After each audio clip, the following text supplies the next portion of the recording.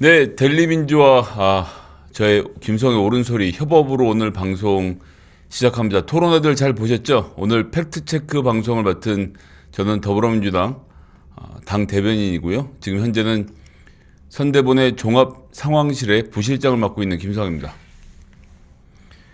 예, 종합상황실에서는 심부름을 담당하고 있고요. 우리 강훈식 실장님과 윤건영 수석 부실장님 그리고 이성윤 의원님을 모시고 제가 열심히 활동하고 있습니다. 지금부터 여러분들에게 말씀드리는 팩트 체크 내용은 제가 개인적으로 한 것이 아니고요. 저희 상황실에서 정책 본부 그리고 당 정책위 즉 당에 계시는 각각의 수석 전문위원들 박사님들이 내용들을 다 체크하고 온라인 소통단에서 그림도 만들고 홍보본부 공보본부가 또 이것을 기자들에게 퍼뜨리고 전략도 함께 들어오고 비서실도 함께해서 모든 사실관계를 정확하게 확인하고 여러분들에게 말씀드리는 내용입니다. 뭐 토론 시간이 워낙 짧기 때문에 후보님께서 자세하게 반박하시기 어려웠던 내용들, 상대방이 했던 어처구니없는 거짓말들을 속속들이 잡아내서 여러분들에게 알려드리는 시간이 될 것입니다. 관심 있게 지켜봐 주시고요. 자, 그러면 이제 하나씩 저희가 좀 살펴보면서 내용에 대해서 말씀드려보도록 하겠습니다. 저희가 뭐 지금 자료 화면까지는 준비할 시간이 없고 바로 끝났으니까요. 이 관련된 내용들은 일단 뭐 따로 당에서는 없지만 페이스북에 김성회 찾아서 오시면 제 페이스북에 들어 있고요. 그리고 혹시 고정 댓글로 가능한지 모르겠는데 텔레그램 저희 최고 속도 팩트 체크 텔레그램 링크를 좀 하나 올려주시면 거기에 들어와 계시면 바로 실시간으로 받아보실 수 있습니다. 관련된 내용들 여러분들이 잘 아시고 주변에 널리 퍼날려 주셨으면 좋겠다는 말씀 드리겠습니다. 팩트체크 첫 번째 거부터 좀 해보도록 할까요? 김문수 후보가 이런 얘기했죠. 아시다시피 자기 형님 정신병원 하도 보내려고 하니까 강제 입원시키려고 하다가 형수님하고 다투고 욕한 것 아닌가. 사실관계 뭐 이거 너무 많이 말씀드려서 참 또 말씀드리기 괴로운데요. 형님을 정신병원에 강제 입원시켰다는 것은 명백한 허위 사실입니다. 이렇게 주장했던 차명진 전 의원, 지난 2015년 법적 처벌을 받았고요. 국민의힘 김웅 전 의원에 대해서도 법적 조치가 진행 중이라는 사실 먼저 말씀드리겠습니다. 뭐 관련된 뉴스도 있었죠. 아주경제에서 나왔는데 이재명 친형 강제 입원 주장은 허위, 법원 재확인, 차명진 재심에서도 패소, 딱 정확하게 나와 있고요. 김웅 관련돼서도 말씀드린 대로 명예훼손으로 고발되어 있다는 점을 정확히 봐주시면 될 것 같습니다. 뭐 이 얘기는 워낙 자주 나와서 저는 그런 생각이 들었어요. 김문수 후보가 어쨌거나 우리나라 제2당의 대통령 후보로 출마한 사람인데 저렇게 자기 손에다가 오물을 묻혀가면서 네거티브를 투척을 해도 되나. 이렇게 장갑 안 끼고 맨손으로 그 쓰레기 집어던지는 느낌? 그거 보는 사람들이 쓰레기 맞았다라고 이재명 후보를 욕하겠습니까? 아니면 쓰레기 던진 김문수 후보에 대해서 비판을 하겠습니까? 그래서 보통까지는 이렇게까지 급하게 하지 않는데 좁혀지지 않는 격차 때문에 혹여나 이건 뭐 제 상상입니다만 대선은 포기하고 그냥 까짓 거 당내에서 지지나 혹은 전광훈 목사님의 사랑이나 받아야겠다고 생각하신 건 아닌지 좀 걱정이 됩니다. 제가 이런 얘기 드린 이유는 이제 두 번째 팩트체크, 가장 좀 부끄러운 팩트체크죠. 이재명 후보가 이제 이렇게 질문하셨어요. 전광훈 감옥 가면 눈물 흘릴 관계에 청사 못한 것 같은데 매우 안타깝다. 이렇게 얘기했더니 김문수 후보가 제가 오늘 했던 워딩 그대로 말씀드리겠습니다. 허위사실 말하면 안 돼요. 뭔 눈물을 흘려. 말이 안 되는 거짓말 여기서 또 하네.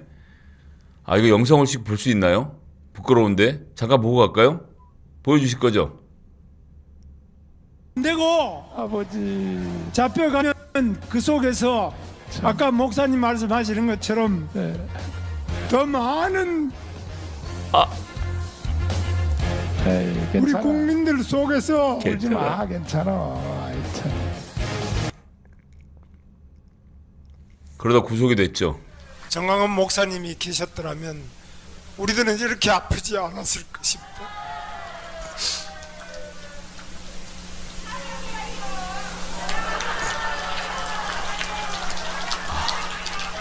저는 제가 이렇게 불안한데. 지금 이 자리에 오셔야 될 아, 저건 지금 사나이가 흘린 것은 눈물이 아니라 안구에 습기가 찬 건가요? 허위 사실 말하면 안 돼. 뭔 눈물이 흘러. 말이 안 되는 거짓말 여기서 또 하네라고 김문수 후보님 오늘 말씀하셨는데, 예, 부끄러운지나 좀 아셨으면 좋겠습니다. 아, 이거 뭐 부끄러워서 뭐라고 말씀을. 예, 근데 사실 눈물이 흐르지 않았기 때문에 울먹였을 뿐이지 우는 것은 아니다. 이렇게 말씀하시는 경우가 좀 생각이 되긴 하는데 부끄럽네요. 예. 정신 차리고 세 번째 소식을 또 넘어가 보겠습니다. 김문수 후보가 또 이렇게 얘기했습니다. 이 부정선거 관련된 논박이 벌어지고 있던 상황이었는데요. 윤석열 대통령이 부정선거 의혹을 제기한 것이지 제가 한 것도 아니고 저는 한 번도 그런 문제 제기를 한 적이 없다. 야, 이거 정말 놀라운 얘기였죠. 일단 잘 아시는 것처럼 4.15 하면 무슨 말인지 혹시 아십니까? 2020년 4월 15일에 치러진 선거가 부정선거라고 말하는 사람들은 입에 4.15라는 말을 달고 삽니다. 4.15 총선 투표함 증거 보전 신청 기자회견에 참석했는데요. 그때 지금 보이시죠? 뉴데일리 거기에 헤드라인 뭐라고 뽑혀 있습니까? 김문수 4.15 총선 부정선거 의혹 투표함 보전 신청. 이건 부정선거 의혹을 제기한 게 아닌가요? 저는 한 번도 그런 문제 제기한 적 없다고 하셨는데, 또 2020년 9월에 본인 페이스북에 4.15 부정선거 국민투쟁본부 진실버스 투어에 함께했다라는 글을 올리기도 했습니다. 2021년 6월 28일에는요. 4.15 총선 무효소송 재검표가 진행된 인천지법 인근에서 열린 집회에 참여하기도 했고요. 잘 아시는 것처럼 이번에 대통령 후보로 나와서도 부정선거 의혹에 대해서 정당한 의문 제기라고 발언한 바도 있고요. 멀리 갈 것도 없죠. 사전투표를 폐지해야 된다. 여러분들 우리는 어떻게 해야 되죠? 사전투표에 다들 함께 하셔야 되죠. 사전투표 날짜 잘 알고 계시죠?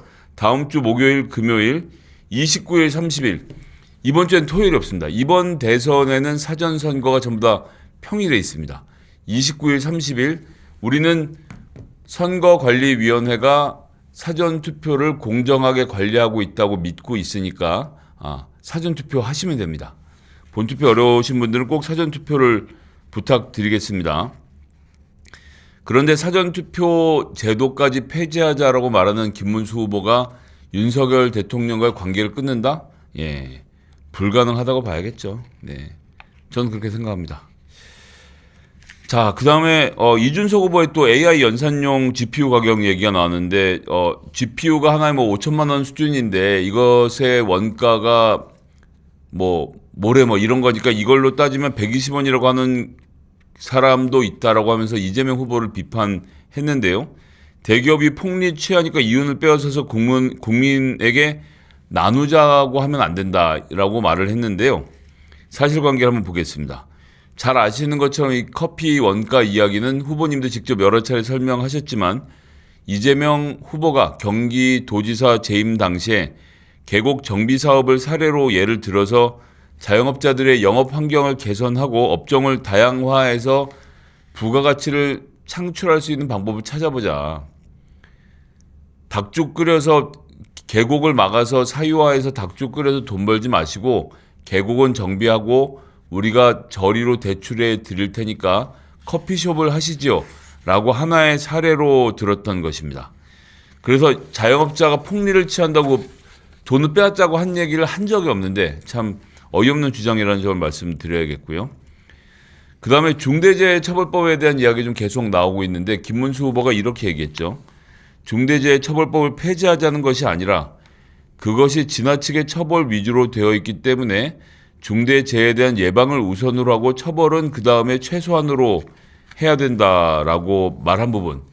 이것도 사실관계가 다릅니다. 자, 중대재해처벌법은 사업주한테 처벌받을 수 있으니 재해 예방을 위해서 노력하십시오라고 권고하는 법안입니다. 구체적으로 보시면 산재 상황 사고 제로 등 안전 경영 목표를 수립했는지 이걸 검토를 하고요. 안전보건 업무 전담 조직의 구성을 했는지 이것도 봅니다. 그리고 위험성 평가 등 예방 조치를 수행했는지를 점검하고 산재 예방을 위한 예산의 편성 등을 따져서 이걸 안 했을 경우에 처벌을 하는 겁니다. 다른 말로 하면 이런 걸 안 하시면 처벌받으시고 사고도 나니 지금 당장 하세요라고 강제 규정을 두고 있는 것 뿐입니다. 그리고 중대재해처벌법은 지난번 팩트체크 때도 말씀드렸습니다만 어떻게 된 법이다? 국민의힘과 합의로 통과시킨 법이다. 이 법은 어디서 시작됐다? 세월호 참사를 겪으면서 기업이 이윤 중심으로 돌아가는 것에 대한 문제 제기를 저희가 하면서 세월호의 교훈으로부터 시작됐던 법안이라는 것을 잊지 않았으면 좋겠습니다. 그 다음에 이제 군 가산점, 저희도 뭐 호봉제 문제로 좀 시끄럽긴 했는데요. 저희 것하고는 완전히 의도가 달랐기 때문에 이 부분은 좀 설명드려야 할 것 같습니다. 김문수 후보는 군 가산점 관련돼서 과거에 위헌 판결 난 것처럼 그렇게는 절대 하지 않을 거다라고 얘기를 했습니다.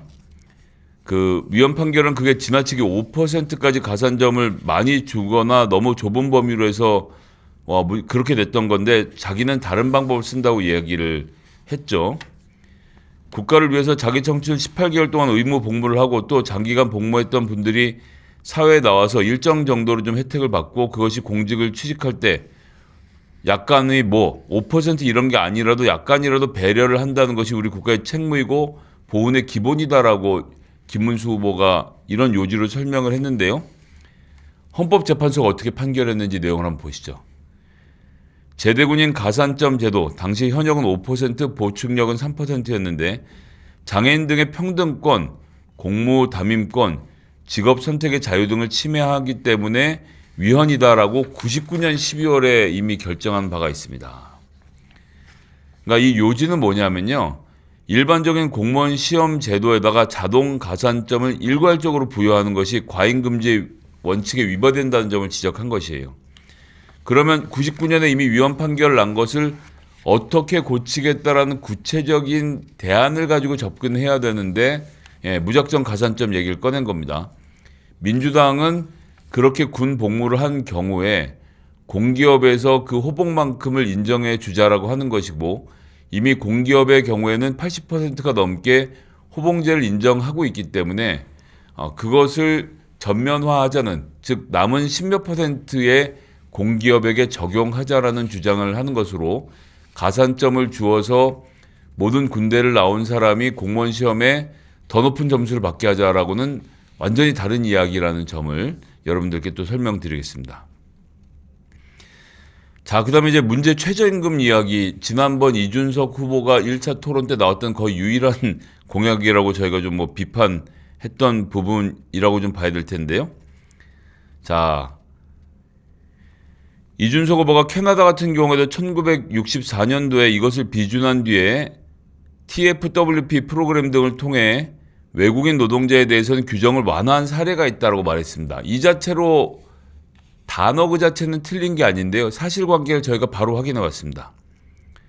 자, 캐나다가 2002년부터 내국인 기피 직종이나 전문 기술을 요구하는 직종의 노동력 수급을 위해서 임시 근로자 제도, 이게 TFWP인 겁니다. 이걸 도입해서 외국인 노동자에게 내국인에 비해서 최대 15% 낮은 임금을 지급할 수 있도록 했는데 낮은 인건비로 인해서 캐나다 내 외국인 근로자가 크게 늘어나면서 내국인들의 불만이 고조가 됐습니다. 자, 2013년에 외국인 근로자에게도 내국인과 동일한 임금을 지불하도록 개정했어요. 그러니까 15% 낮게 주는 것을 2002년에 도입했다가 2013년에 없애버린 겁니다. 이미 없어진 제도를 가지고 그런 걸 해본 적이 있다라고 말하는 게 이게 말입니까? 한 것은 사실이지만 이미 폐지된 제도를 들고 나와서 2025년에 대한민국에서 또 실험을 해봤으면 좋겠다. 야, 10년 전에 이미 내국인 일자리 문제 때문에 최저임금을 다시 돌려세웠던 정책을 가져와서 캐나다가 해본 적이 있다는 식으로 말하는 건 이건 매우 부적절하다라고 생각합니다. 자, 오늘 보셨던 것처럼 이은영님이었나요? 이재명 후보 침착하게 잘하셨다는 말씀 저도 되게 동의하고요. 굉장히 그 반응도 좋았고 사람들이 좀 굉장히 여유 있는 태도에 대해서 오늘 좋은 점수를 줬을 거라고 좀 판단이 되는데요. 오늘 너무나 속이 시원했다. 성민지지님 말씀도 좀 들었고요. 저스티스 47님, 오늘 이재명 대표님, 예, 완전 잘하셨어요. 예, 저도 좀 동의가 그렇게 좀 생각합니다. 굉장히 여유 있게 잘하셔서 뭐 보시는 분들도 굉장히 편안하게 보셨을 것 같은데요. 이어서 또 팩트체크 발언 또 이어가도록 하겠습니다. 자, 이준석 후보가 이렇게 얘기했죠. 대통령이 재난 영화 한 편 보고 감동해서 시작한 탈원전 정책이라고 폄훼를 일단 했고요. 전국의 농지와 임야를 태양광 패널로 바꿔놓고 운동권 마피아들이 태양광 보조금을 받아 흥청망청하다 결국 사법 처리받기도 했습니다. 이렇게 표현했는데요. 에너지 전환은 2017년 대선 당시에 깨끗하고 안전한 에너지로 전환하자라는 국민들의 지지를 바탕으로 추진했던 정책이었습니다. 잘 아시는 것처럼 이건 전 세계 모든 나라들이 에너지 전환을 적극적으로 추진했던 바 있고요. 2013년에 원전 부품 비리 사건 다들 기억하실 텐데요. 국민의 안전과 생명에 직결된 부분으로 큰 충격을 줬고, 잘 아시는 것처럼 2011년 3월 일본 후쿠시마 원전 사고도 있었고, 2012년 2월에 고리 1호기 정전 사고 은폐 사건이 났기 때문에 이것이 다 영향을 미쳐서 문재인 정부가 에너지 전환을 했다는 점도 좀 같이 봐야 될 것 같습니다. 자, 승리하라님, 똑똑한 이재명 대통령님 존경합니다. 네, 말씀 감사하고요. 자, 그 다음 팩트체크 또 한번 보도록 하죠. ESS라고 하면 전기 저장 장치, 커다란 대용량 배터리를 생각하시면 되겠습니다. 이준석 후보가 ESS 자체가 화재 사고가 빈번하기 때문에 어쩌면 지역별로 혐오 시설 또는 기피 시설이 될 수 있다는 얘기가 있습니다. 라고 발언했는데, 화재 사고가 빈번하다고 하는데 아시는 것처럼 데이터 센터마다 ESS 장치를 두고 전력 공급을 유지하는데요. 화재가 한번 크게 났던 적이 있죠. 근데 그게 자주 나지 않는다는 것은 그것이 났던 것이 뉴스가 된 적은 있지만, 자주 난다면 매일같이 뉴스에 나와야겠지만 지금 서울 시내 곳곳에 있는 ESS 장치들은 잘 돌아가고 있는데, 이걸 혐오 시설로 규정해서 ESS를 써야 되는 데이터 센터 자체를 완전히 혐오 시설로 좀 오인하게 만드는 것은 아닌가. 이준석 후보의 발언이 좀 경솔했다라고 저는 생각을 하고,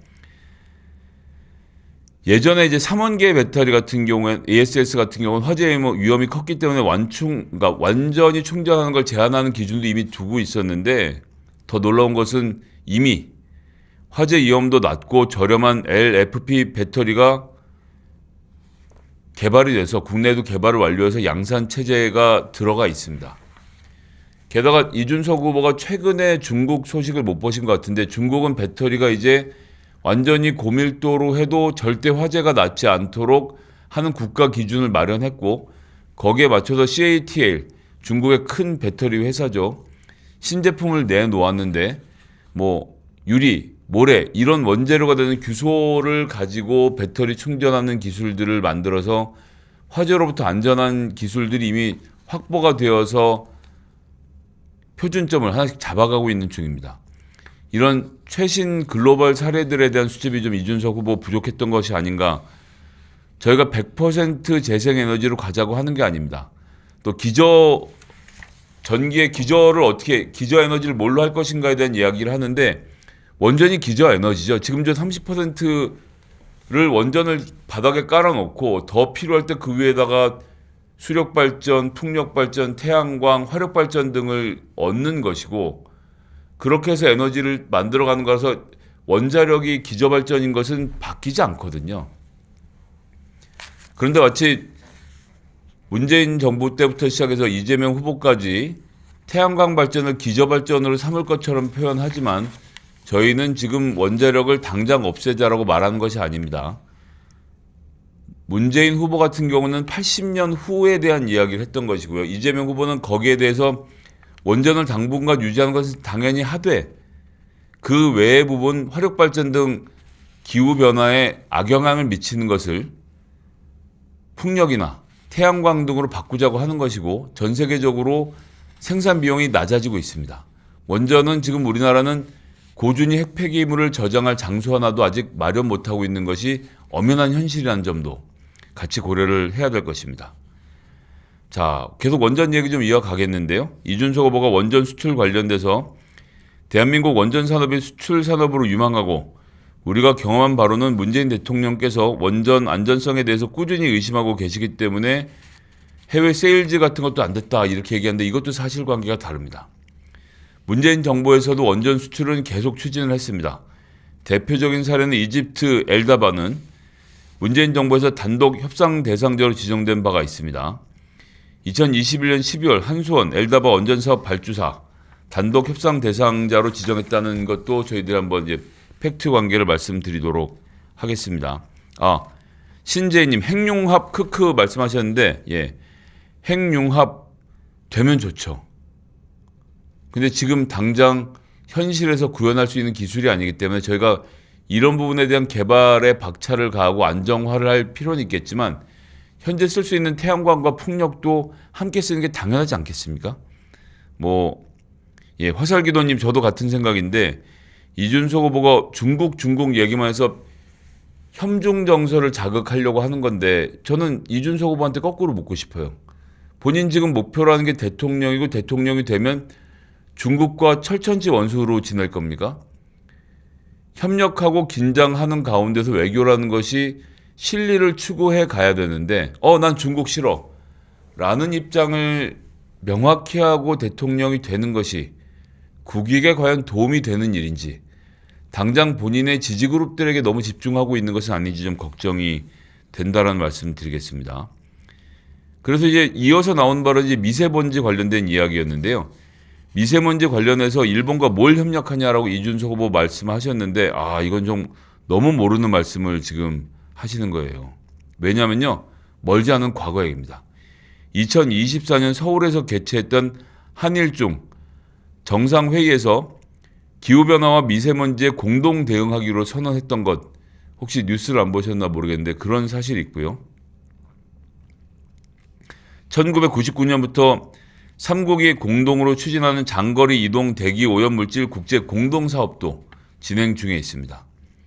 그리고 또 하나 사실관계하고 좀 다른 말씀을 하시던데 이준석 후보가 대한민국의 미세먼지 중에 중국발 영향력은 30에서 60% 수준이고 일본에 미치는 영향력은 2% 정도라고 말했는데 이것도 사실이 아닙니다.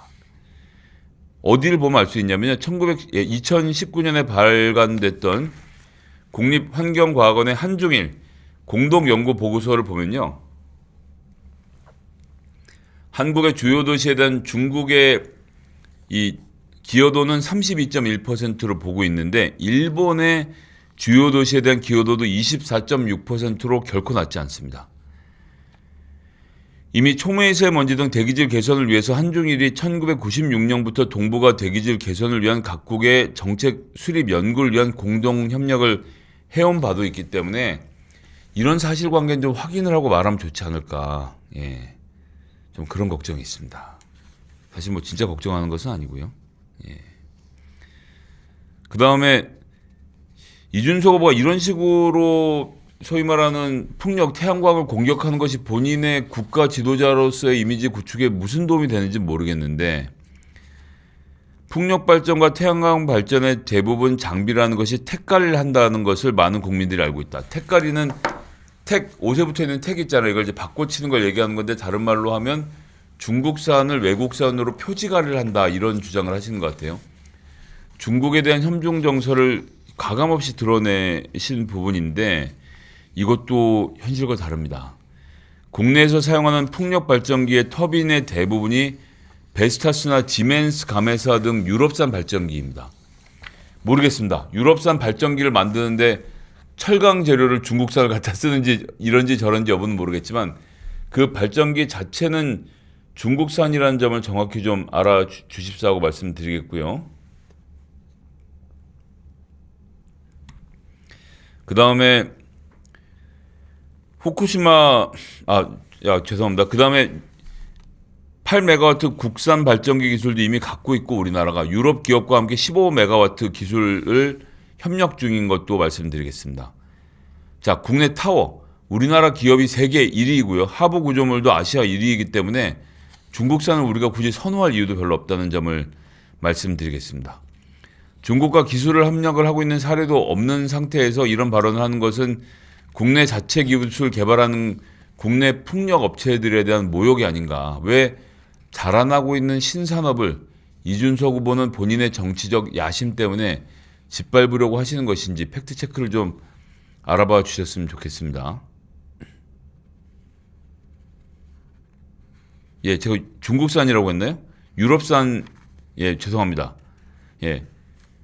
베스타스나 지멘스, 가메사 등의 유럽산 발전기입니다. 유럽산 발전기. 중국산이 아니고요. 제가 오늘 5시에 일어나서 4시에 일어나서 창원에서 지방 균형 발전 특위 경청회를 하나 진행하고 그리고 봉하마을 갔다가 올라와서 방송 보고 팩트 체크를 지고 하니까 좀 정신이 오락가락하는 점이 있어서 예. 잠깐 한숨 돌리고 가겠습니다. 자, 여러분들 여기서 다시 한번 말씀드리지만 사전 투표 우리는 안심하고 해도 됩니다. 다음 주 목요일, 금요일 29일, 30일 사전 투표가 오전 6시부터 저녁 6시까지 있습니다. 출근하셔서 직장 동료들하고 함께 가셔도 되고요. 아니면 출근 전에 가 주셔도 좋겠습니다. 이번에 택배사들이 투표 당일에 택배를 한다고 해서 문제가 됐던 부분 이거 바로 잡았습니다. 오늘 쿠팡까지 같이 협력해서 4개 택배회사 쿠팡이 투표 당일 낮 배송을 하지 않기로 잘 결정이 되었습니다. 택배 노동자들도 함께 투표하실 수 있고요. 아직도 투표가 어려운 노동자들이나 직장에서 그렇게 못하게 하는 분들은 민주당으로 많은 제보를 또 부탁드리겠습니다. 이번에 이 일을 바로잡는데 민주당 환경노동위원회 소속 의원들과 국토교통위원회 소속 의원들이 택배사와 교섭을 통해서 문제를 원만하게 잘 풀어간 점 또 박수 한번 좀 부탁드리겠습니다. 역시 민주당 짱이다. 예. 칭찬을 해주실 때, 여기다, 이럴 때 밑에다가 그, 김성애 농협계정 한번 나오면 좋은데요. 준비 안 됐나요? 저렇게 작게 하셨나요? 좀 약간 실망이 있는데요. 예. 보이시긴 하죠? 김성애 의원 후원 계좌가 지금 나가고 있습니다. 농협, 제가 차마 제 입으로 숫자는 못 읽겠고요. 예. 팩트체크는 상황실과 정책본부와 정책위와 전략 그리고 공보, 홍보, 온라인 소통당 다 함께 했는데 예, 앉아서 후원금 달라는 얘기를 저만 하고 있는 것은 좀 좋네요. 그기가 매우 부끄러운 일이긴 한데요. 예, 저도 열심히 했으니까 예, 함께 도와주시면 큰 힘이 되겠습니다. 예, 그리고 이재명 후보님은 지금 후원금을 다 거두셨기 때문에 예, 걱정하지 마시고 저한테 후원을 하셔도 큰 상관이 없겠다는 말씀을 다 하니까 부끄럽네요. 자, 다음 얘기도 이어가도록 하겠습니다. 자, 김문수 후보가 후쿠시마 원전 관련돼서 후쿠시마는 폭발한 게 아니지 않느냐. 그거는 해일로 인해서 바닷속의 지진이 해일 때문에 누수가 되고 많은 문제가 발생할 거다.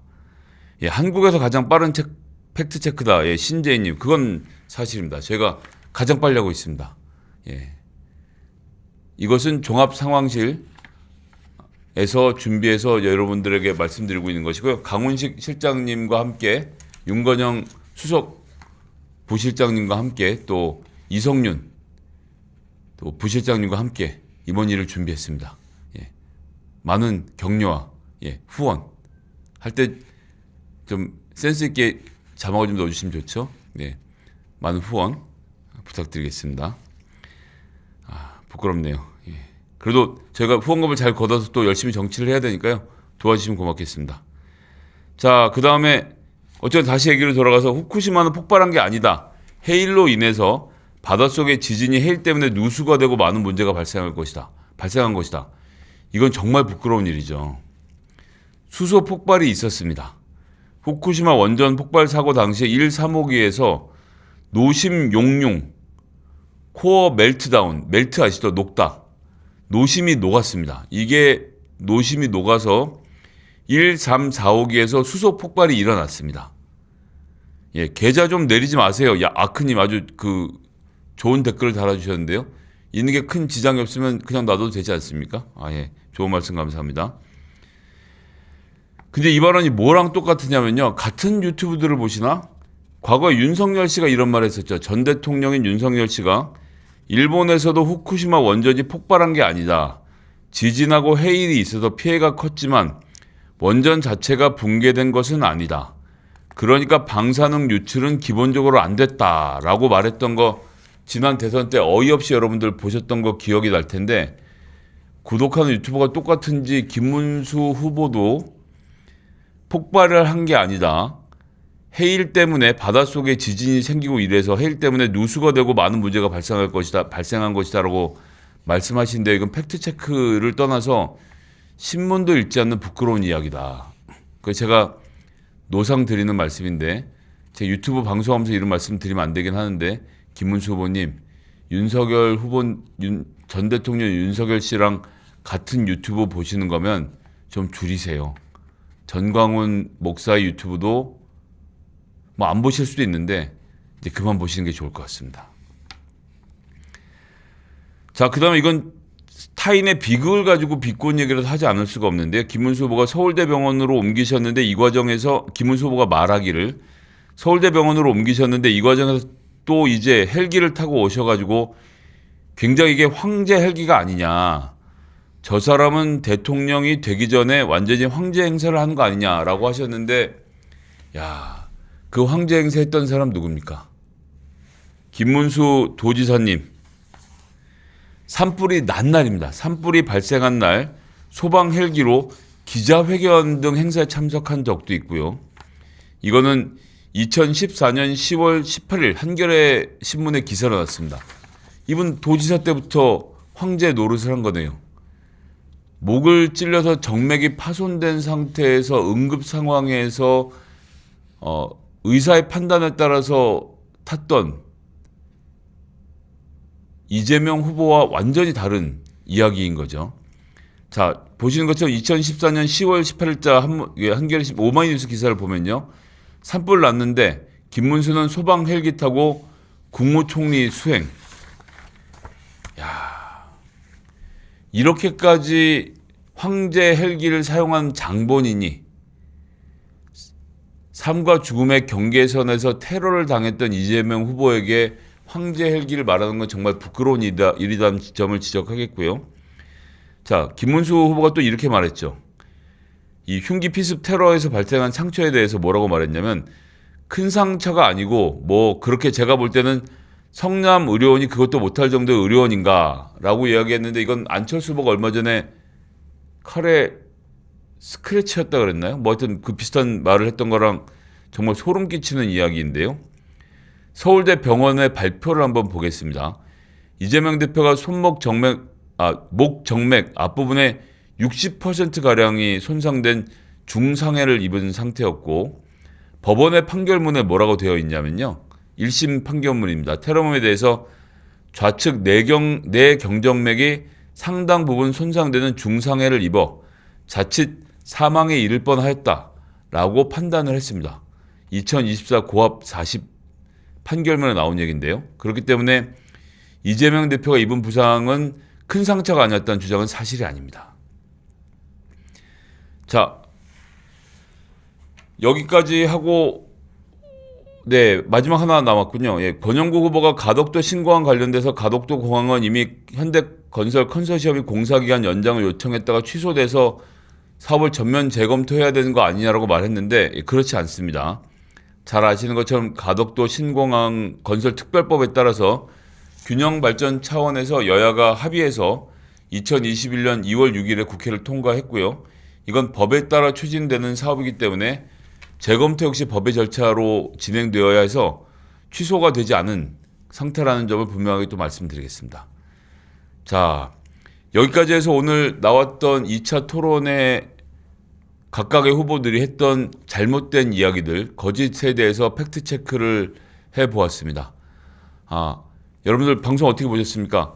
이 결과물들은 아까 전에도 다시 말씀드렸습니다만 저희 종합상황실에서는 종합을 했을 뿐이고 사실 이 팩트체크를 위해서 저희 당의 민주당의 우리 당의 전문위원들과 또 정책본부에 있는 많은 본부의 요원들 그리고 온라인 소통단, 홍보본부, 공보본부 그리고 상황실, 전략본부 이 모든 분들이 이 늦은 시간까지 그리고 지금 이 방송을 하고 있는 이 블루파크에 계신 작가분들과 촬영진까지 이 시간까지 팩트 체크를 하고 그걸 또 다 그림을 만들고 전파를 하고 여러분들에게 지금 블루파크라고 그랬군요. 제가 죄송합니다.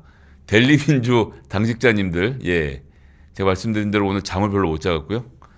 델리민주 당직자들까지 함께 해주셔서 만들어낸 일입니다. 그래서 이것은 사적인 제 사견을 말씀드린 것이 아니라 더불어민주당 선대본이 저희의 이름을 걸고 확실하게 팩트 체크를 해드린 점이라는 점을 다시 한번 강조해서 말씀드리고요. 지금까지 드렸던 말씀들은 삼성 계정 개인정보 수집 이용 동의 업데이트. 갑자기 또 핸드폰에서 제 페이스북에 들어와서 보시면 모든 사진들과 그리고 설명 내용들을 전부 다 확인하실 수 있고요. 지금 아마 위에 고정 댓글로 올라가 있을 텐데요. 텔레그램을 통해서도 접근하셔서 여러분들이 이 모든 사실들을 확인하실 수 있습니다. 제가 제 김성의 옳은소리 유튜브에도 내용을 정리해서 올릴 것이고요. 각종 커뮤니티에도 다 퍼나르도록 하겠습니다. 늦은 시간까지 함께 방송해 주신 모든 분들께 감사 인사드리겠고요. 김성의 의원 후원 계좌가 왜 빼셨나요? 매우 크게 나가고 있네요. 저만 잘한 건 아니지만 마이크는 제가 잡았으니까 저도 좀 후원을 해주시면 좋겠다는 말씀 드리면서요. 저희는 또 3차 토론 때 팩트체크 방송을 함께 찾아뵙도록 하겠습니다. 늦은 시간까지 함께 해주신 선거대책본부의 모든 당직자들과 요원들, 보좌진들께 다시 한번 감사 인사드리고요. 늦은 밤까지 함께 해주신 우리 지지자분들, 당원분들, 이번 선거는 뭐다? 1, 2, 3 캠페인 아시죠? 1번 이재명 세표도 12.3 내란을 극복하는 투표에 많은 분들의 동참 부탁드리겠습니다. 방송 마치겠습니다. 감사합니다.